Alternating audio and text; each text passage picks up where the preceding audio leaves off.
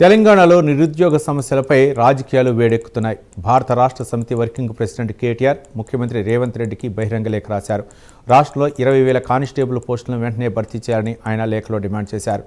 వేలాది మంది యువత ఆశలపై నీళ్లు చల్లొద్దని కేటీఆర్ కాంగ్రెస్ ప్రభుత్వాన్ని కోరారు. పోలీసు ఉద్యోగాలకు పోటీ పడుతున్న యువతలో ఎక్కువ మంది పేద, మధ్యతరగతి, గ్రామీణ వర్గాల నుంచే వస్తున్నారని అన్నారు. వీరంతా ఎన్నో కష్టాలను భరిస్తూ హైదరాబాద్లో రెయ్యంబోవుళ్లు పోటీ పరీక్షలకు సన్నద్ధమవుతున్నారని, తెలంగాణ ఉద్యమం నినాదం నీళ్లు, నిధులు, నియామకాలని గుర్తు చేశారు కేటీఆర్. నియామకాల విషయంలో కాంగ్రెస్ ప్రభుత్వం తీవ్ర అన్యాయం చేస్తోందని ఆరోపించారు. రాష్ట్రంలో 17,000 పోలీసు పోస్టులు ఖాళీగా ఉన్నాయని ప్రభుత్వమే చెప్పినా ఇప్పటి వరకు భర్తీ చేయలేదన్నారు.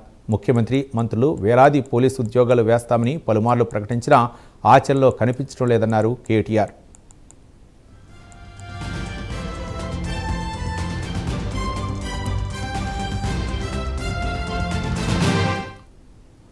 బీఆర్ఎస్ హయాంలో ఎలాంటి హామీ ఇవ్వకుండానే 47,000 పోలీసు ఉద్యోగాలు భర్తీ చేశామని, 2,32,000 ప్రభుత్వోద్యోగాలకు నోటిఫికేషన్ ఇచ్చి 1,60,000కు పైగా ఉద్యోగాలు భర్తీ చేశామని కేటీఆర్ గుర్తు చేశారు. ఎన్నికల ముందు యువతకు డిక్లరేషన్ పేరుతో హామీలు ఇచ్చి కాంగ్రెస్ మోసం చేసిందని కేటీఆర్ లేఖలో మండిపడ్డారు.